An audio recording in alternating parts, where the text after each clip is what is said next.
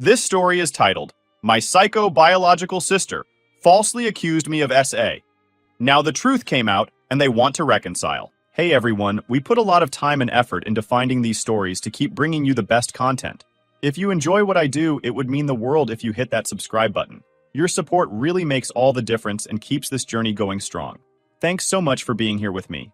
Now let's start the video. OP starts by saying, when I think back to the moment my life changed, it doesn't feel real. It's like watching a slow-motion car crash. You know what's coming, but you can't do anything to stop it. I was 18, living on a military base in Japan with my dad, his third wife Maria, my biological sister Lily, 15, and 3 younger stepsisters. Life wasn't perfect, far from it, but it was predictable. That predictability, however, shattered one quiet Sunday afternoon. I was in my room, working on a history essay that wasn't due for another week. I liked being ahead of deadlines, partly because school gave me a sense of control, and partly because it kept me away from Lily. Our relationship had always been rocky. We were like oil and water. She was loud, impulsive, and always seeking attention, while I preferred solitude and order. Our fights were legendary, from screaming matches over stolen phone chargers to full-blown Cold Wars over the TV remote. But for all our differences, I never thought she'd go as far as she did. That day, my dad called me into his office. His voice was serious, the kind of tone that made your stomach drop. I walked in to find Maria sitting stiffly in one of the chairs. Her usual warm smile was gone, replaced by a tight-lipped expression that screamed discomfort. My dad gestured for me to sit. "We need to talk," he began, his voice heavy. "It's about your sister." I froze. Lily was in the States with our mom, sent there after one too many blowouts with Maria and the stepsisters. She hadn't been gone long, maybe 6 months, and though her absence had brought a strange calm to the house, I hadn't given her much thought. Now dread started creeping in. "She's made an accusation," Maria chimed in, her voice hesitant. She's saying you hurt her." I frowned, confused. Hurt her? How? What could she possibly mean? Before I could ask, my dad dropped the bombshell. "She's accusing you of sexual assault," he said bluntly. For a moment, the words didn't register. I stared at them, my mind scrambling to make sense of what I'd just heard. It felt like someone had knocked the wind out of me. "What?" I finally managed, my voice barely above a whisper. "Number. That's not true." "We believe you," Maria said quickly, but the way her eyes darted to the floor told a different story. "But we have to take this seriously." Take it seriously? What did that even mean? My dad explained that they'd already reported it to the authorities. Protocol, he called it. I felt like I was drowning. My own sister, my flesh and blood, was saying I did something so vile, so unthinkable, and my parents had gone straight to the cops without even talking to me first. "She's lying," I said firmly, my voice shaking with anger and fear. "You know I'd never do anything like that?" My dad just nodded, his expression unreadable. Maria reached for my hand, but I pulled away, unable to bear the false comfort. Their belief in me felt hollow, like they were saying the words because they had to, not because they meant them. I couldn't understand it. How could they say they believed me but still treat me like I was guilty? The next few weeks were a blur. A social worker came to the house to interview me, asking invasive, humiliating questions about my childhood and my relationship with Lily. "Have you ever touched her inappropriately? Have you ever said anything that could be taken the wrong way?" I answered every question honestly, but it didn't matter. The look in her eyes said she'd already made up her mind. At school, things got worse. Living on a military base meant rumors spread like wildfire. By the end of the week, everyone seemed to know about the accusation. Friends avoided me in the hallways, their laughter dying the moment I walked by. Parents stopped letting their kids come over. Even teachers started acting differently, their smiles forced and their conversations clipped.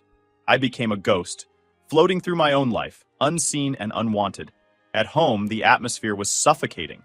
My dad and Maria treated me like I was made of glass, like one wrong move would shatter me, or maybe expose some hidden truth they didn't want to confront. They implemented new rules to avoid misunderstandings. I wasn't allowed to be alone with my stepsisters anymore, and Maria made a point of hovering whenever we were in the same room. The humiliation was unbearable. One night, I confronted my dad. "Do you really believe me?" I asked, my voice cracking. "Because it doesn't feel like you do." "I believe you," he said after a long pause. "But we have to handle this the right way. For the family." "For the family?" I repeated, incredulous. "What about me? This isn't just some family issue, it's my life. Do you have any idea what people are saying about me?" What this is doing to me? He didn't answer. Instead, he told me to be patient, to trust the system. But how could I trust a system that had already branded me as guilty? The worst part was knowing that my own parents, people who were supposed to protect me, were the ones who'd set the wheels in motion. Meanwhile, Lily was living her best life back in the States. Through the family grapevine, I heard she'd joined her high school's cheerleading squad and was the center of attention in every room she walked into. It was infuriating. She'd turned my life into a living hell. And for what? Because she was jealous that I got to stay in Japan while she was sent to live with our unstable mom? The thought made my blood boil. One night, I called her. I needed answers. "Why are you doing this?" I asked, my voice trembling with anger and desperation. "You know it's not true." Her response was infuriatingly casual. "I don't want to talk about it," she said, her tone cold and dismissive. Then she hung up, leaving me staring at my phone in disbelief. That was the moment I realized there was no reasoning with her. She'd made up her mind, spun her web of lies, and now she was watching me struggle to untangle myself. It wasn't just betrayal, it was cruelty, and it wasn't over yet. As the investigation dragged on, my life unraveled piece by piece. Colleges I'd applied to sent rejection letters. Friends drifted away, and every day felt like a battle just to keep my head above water. But even as everything fell apart, one thought kept me going. I would survive this. I didn't know how, but I'd find a way. Because if Lily thought she could destroy me and walk away unscathed, she was wrong. Dead wrong. Kira. The investigation should have been the worst of it, but it wasn't. That was just the opening act. Once the initial shock wore off, the real fallout began. If the accusation had felt like a punch to the gut, the aftermath was a slow, suffocating chokehold. After the social worker left, my dad sat me down again. He looked more uncomfortable than I'd ever seen him, like he wanted to be anywhere but there. "The base community is small," he started, his words careful. "People are going to talk. I need you to keep your head down." Keep my head down? Wanted to laugh in his face. Rumors were already flying, and I was the center of them. Kids at school whispered as I passed by. Parents pulled their kids away from me, as if proximity to me was contagious. My dad telling me to keep my head down was like asking someone drowning to hold their breath a little longer. Maria added her own version of damage control. She started micromanaging my every move. "Maybe you shouldn't go to the community pool right now," she'd suggest with that overly sweet tone she used when pretending to care. Or, "Why don't you skip the next youth group meeting? It's best not to stir the pot." I wasn't stirring anything. I was sitting silently, watching my life fall apart while everyone acted like this was just some awkward phase we'd all laugh about someday. The military base's gossip machine wasn't just limited to kids and their parents. It seeped into every corner of the community. My dad's co-workers looked at him differently. Maria's book club stopped inviting her to their weekly gatherings. Even the family's weekly trips to the commissary became exercises in avoidance, as people gave us wide berths in the aisles. Then there was school. It wasn't just the students who treated me differently, it was the teachers too. Mr. Collins, my history teacher, used to joke around with me during class, asking about my gaming habits or what new gadgets I was into. Now he barely looked me in the eye. When he called on me to answer a question, it felt like he was bracing himself for something awful. It wasn't what he said, it was what he didn't say. The silence in the gaps, the way he avoided my gaze, spoke volumes. The walls of home weren't safe either. Maria implemented new precautions that stripped away whatever shreds of normalcy I had left. At first, I wasn't allowed to be alone with my stepsisters. Then, it escalated to me needing Maria to be in the room anytime I interacted with them, even for something as mundane as handing over the TV remote. "It's not about you," she said one night, as if that made it better. "It's about appearances." Appearances. That word had started to haunt me. It wasn't about truth or justice. It was about how the family looked to everyone else. My dad, the proud military officer, and Maria, the smiling, picture-perfect stepmom, couldn't afford to be seen as the parents who let something slide. They needed to be the ones who took every accusation seriously, no matter the cost. The cost, of course, was me. I thought about running away more times than I could count. There were nights I lay awake, staring at the ceiling, imagining packing a bag and disappearing. But where would I go? My mom? She wasn't exactly an option. She was still recovering from her latest divorce and could barely keep herself afloat, let alone take me in. My extended family? They'd already started distancing themselves, sending vague texts about letting the process play out. The process. Another word I'd grown to hate. So I stayed. Not because I wanted to, but because I had nowhere else to go. Lily, meanwhile, was thriving, or at least that's what I heard through the family grapevine. She had a tight-knit group of friends, and was excelling in her classes. The news reached me in fragmented updates from relatives who still felt obligated to keep me in the loop. "She's doing really well," my aunt said over the phone one day. "Your mom says she's happier than she's been in years." Happier. That word was a knife to the gut. While my life was crumbling, Lily was out there living her best life, the center of attention like she'd always wanted. It wasn't fair. None of it was. As the weeks turned into months, the investigation dragged on. No charges had been filed, yet, but the threat loomed over me like a storm cloud. Every time the phone rang, I flinched, expecting the worst. I avoided looking at the mailbox, terrified of finding a letter from some authority demanding I appear in court. The uncertainty was worse than anything else. It was like waiting for an axe to fall, not knowing when or if it ever would. One night, I overheard Maria talking to my dad in the kitchen. Her voice was hushed, but the tension in her words was impossible to miss.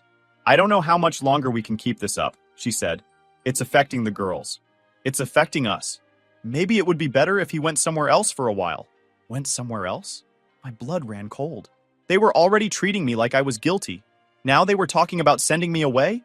I didn't stick around to hear my dad's response. I didn't need to. I already knew how little I mattered in this so-called family. The breaking point came a few weeks later. A friend I'd known since middle school, one of the few people who hadn't completely cut me off, invited me to a small party.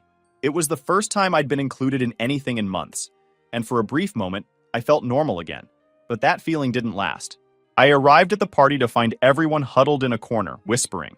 When they saw me, the whispers stopped, and the room went uncomfortably silent. My stomach sank as I realized why. Someone had brought up the accusation. "Hey, I didn't know you were coming," the host said awkwardly, scratching the back of his neck. "Listen, man, some of the parents, they're not cool with you being here." I stared at him, stunned. "Parents? Thought this was just us." "Yeah, but, word gets around. Word gets around." That was it. That was all it took to unravel whatever fragile connection I still had to my old life. I left the party without saying another word, my chest tight with anger and shame. That was the moment I realized there was no going back. Whatever life I'd had before Lily's lie was gone, and no amount of denial or patience would bring it back. Back at home, I sat on my bed and stared at the ceiling, the weight of everything pressing down on me. I couldn't stay here. I couldn't keep living like this, surrounded by people who saw me as a problem to be managed. But what choice did I have? I grabbed my phone and pulled up the message from my uncle, the only family member who had consistently reached out. "If you need a place to stay, our door is always open," he'd written a few weeks ago. I hesitated, my finger hovering over the screen. Leaving meant giving up. It meant admitting that Lily's lie had won, that she'd succeeded in driving me out. But staying meant losing myself entirely. With a deep breath, I hit reply. Leaving wasn't easy. It wasn't dramatic either. No slammed doors, no screaming matches. Just me, a packed duffel bag, and a goodbye note left on the kitchen counter. I didn't have the energy for a confrontation, and I doubted it would have made a difference. They didn't want me there, not really, and I couldn't survive another day feeling like an unwelcome guest in my own home. I caught the earliest bus off the base and headed straight to my uncle's place in Okinawa.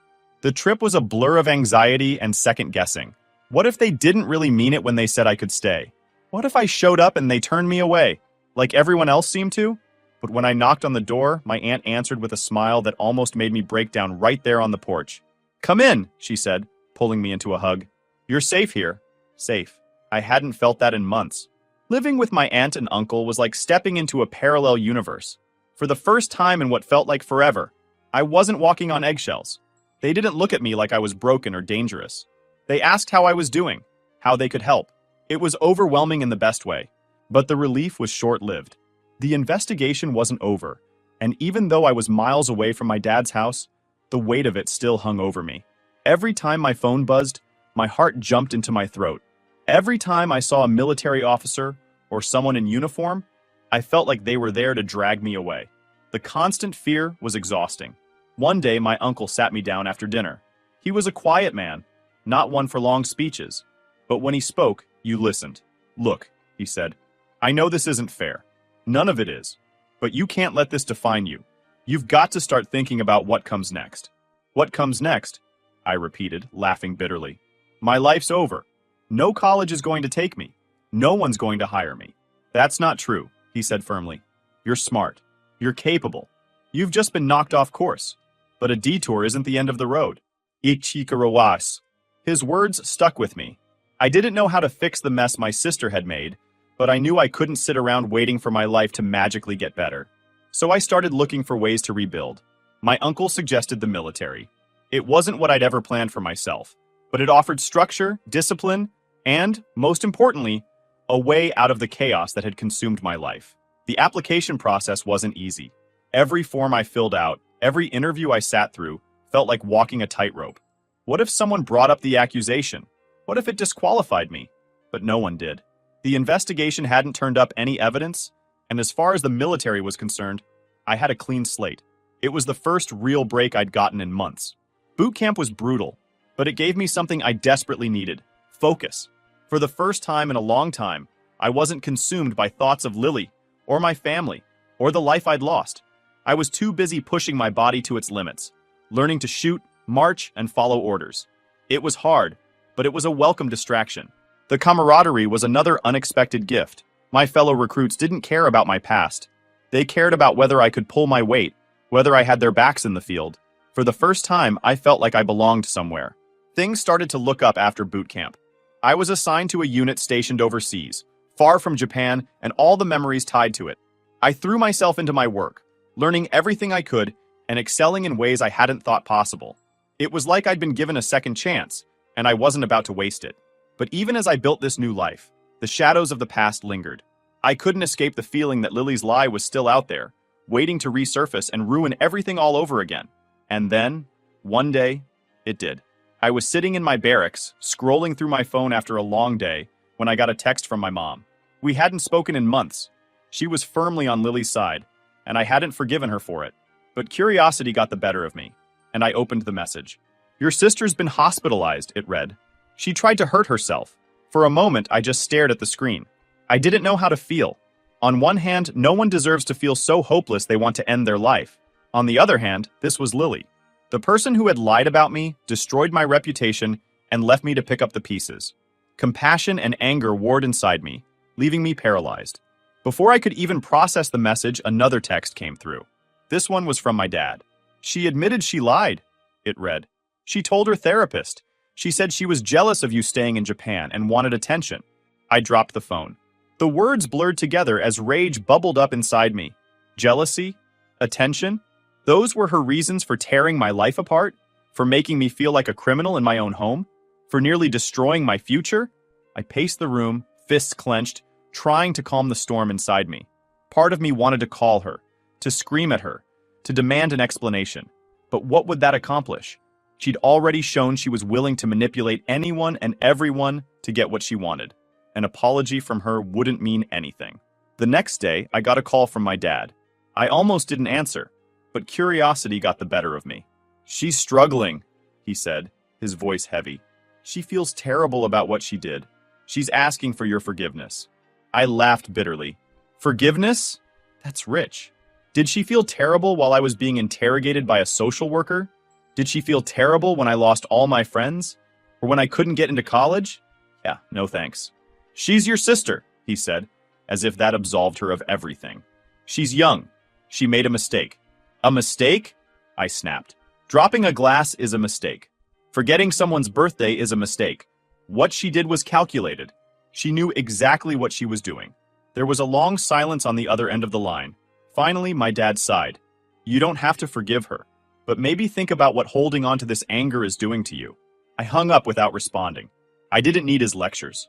What I needed was to keep moving forward, to keep building the life Lily had tried to take from me.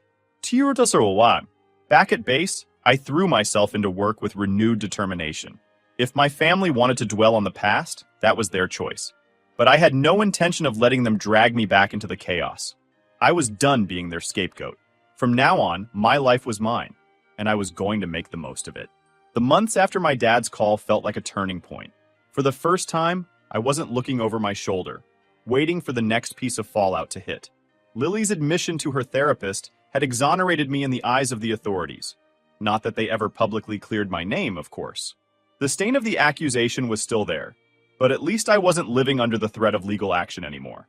I doubled down on my work. My superiors noticed too. I started earning promotions, slowly climbing the ranks and gaining responsibilities that challenged me in ways I hadn't expected. Leadership came naturally, and for the first time in years, I felt capable, like I wasn't just surviving, but thriving. Every small victory felt like reclaiming a piece of the life I'd lost. But even as I built something new, the past had a way of creeping in. It started with the messages. They came sporadically at first. Texts from Lily, always vague and emotional. "I need to talk to you. Please, I'm sorry. I just want to make things right." I ignored every one of them. What was there to say? Words couldn't undo the damage she'd done, and I wasn't interested in hearing her excuses. Then came the calls. They were less frequent, but more desperate. She'd leave voicemails, her voice shaky and raw. "I know I don't deserve your forgiveness, but I'm trying to be better. Please, just give me a chance to explain." Explain? What was there to explain? She'd already admitted the truth. She lied because she was jealous, because she wanted attention, because she couldn't stand seeing me happy. There wasn't some hidden, noble reason behind her actions. She'd been selfish and cruel, and now she was dealing with the consequences. One night, after a particularly long day, I decided to listen to one of her voicemails. Not because I cared, but because I wanted closure. I wanted to hear her voice, hear her excuses, and confirm that I was right to keep her out of my life. "Hey," she began, her voice trembling. "I know you hate me, and you have every right to. I messed up more than I can ever say. I was stupid and selfish, and I didn't think about what I was doing to you. I felt like I was losing everything, and I wanted someone to blame. I know that's not an excuse. I'm sorry. I'm so sorry." For a moment, I didn't feel anger. I didn't feel anything. Her words washed over me, hollow and meaningless. An apology couldn't erase what she'd done. It couldn't give me back the friendships, the opportunities, the time I'd lost. And it definitely couldn't rebuild the trust she'd shattered. I deleted the message. Life continued to move forward. My work took me to new places. Conferences, collaborations, even leadership training programs that put me on track for a future I hadn't thought possible. I started taking online classes in software engineering, combining my military skills with my passion for coding. It was exhausting but rewarding, a reminder that I was capable of more than Lily's lie had tried to define me as. As I built my career, I began to reconnect with the idea of happiness. I traveled during my time off, exploring cities I'd only ever seen in photos. I made friends who didn't know anything about my past, people who saw me for who I was now, not who my sister's lies had painted me as. It felt like freedom. But the past wasn't done with me yet. One evening, as I was settling into my apartment after a long day, my phone buzzed with a text from my mom. We hadn't spoken in months. My choice, not hers. But the message caught my attention. "Lily is in trouble," it read. "She needs your help." I stared at the screen, conflicted. Part of me wanted to ignore it, to let Lily handle her own mess for once. But curiosity got the better of me, and I typed back a terse response. "What kind of trouble?" The reply came quickly. "She's struggling to stay afloat. She's lost her job, she's behind on rent, and she doesn't know what to do. She wants to talk to you." I set the phone down and walked away. The audacity of it all was staggering. She'd ruined my life, and now she wanted my help to fix hers? It was almost laughable. 2 days later, Lily herself reached out. This time, it wasn't a text or a voicemail. It was a video call. Against my better judgment, I answered. Her face appeared on the screen, thinner and more haggard than I remembered. Her once bright eyes were dull, ringed with dark circles that told the story of sleepless nights. She looked broken. "I don't want to bother you," she began, her voice small. But I didn't know who else to call. I didn't respond, waiting for her to continue. "I messed up," she admitted, her voice cracking. "Not just with you, but with everything. I've burned bridges with everyone else. Mom can't help, and Dad, he won't even talk to me anymore. I'm at rock bottom, and I don't know what to do." I stared at her, the silence stretching between us. Part of me wanted to feel pity, to reach out and offer her some kind of lifeline. But a larger part of me, the part that remembered the nights I'd spent crying in frustration and despair, couldn't summon the empathy. "What do you want from me, Lily?" I asked finally. "I don't know," she whispered. I want a chance to fix things, to make things right with you." I shook my head. "You can't make this right, Lily. You destroyed my life, and now you want me to help you fix yours? That's not how this works." "I'm sorry," she said, tears streaming down her face. "I don't expect you to forgive me. I don't know what to do." I took a deep breath, forcing myself to stay calm. "Figure it out, like I had to. You made your choices, Lily, and now you're living with the consequences. That's not my responsibility. Her sobs grew louder, but I didn't waver. For once, I was putting myself first. I hope you find your way, I said quietly. But you're not going to find it with me. And with that, I ended the call. Isasakusa. For the first time in years, I felt a sense of finality. Lily was no longer a weight I had to carry, no longer a storm cloud looming over my life. I had finally closed the door on the chapter she'd tried to write for me, and I was ready to move forward. For good. Life moved on. My work kept me busy, my projects thrived, and for the first time in years, I felt like I wasn't tethered to the past. I stopped checking for messages from family, stopped wondering if they'd change, stopped hoping for some kind of resolution. I didn't need their closure anymore. I'd made my own. One evening, as I wrapped up work on an app I'd been designing, I realized I hadn't thought about Lily in weeks. Not out of bitterness, but because my life had finally outgrown the shadow of her lies. She was just a part of my story now, not the whole thing. I've built something I'm proud of. My career, my friendships, and my independence aren't things anyone gave me. They're things I earned. And as I look ahead, I know my focus is where it should be, forward. So yeah, that's where I'm at now, Reddit. My life isn't some grand redemption arc, and I'm okay with that. I'm not trying to rise above or prove anything to anyone. I'm just living. And honestly, it's enough. Lily hasn't reached out again since that last call, and the rest of my family has mostly fallen silent too. I guess they finally realized I'm not coming back.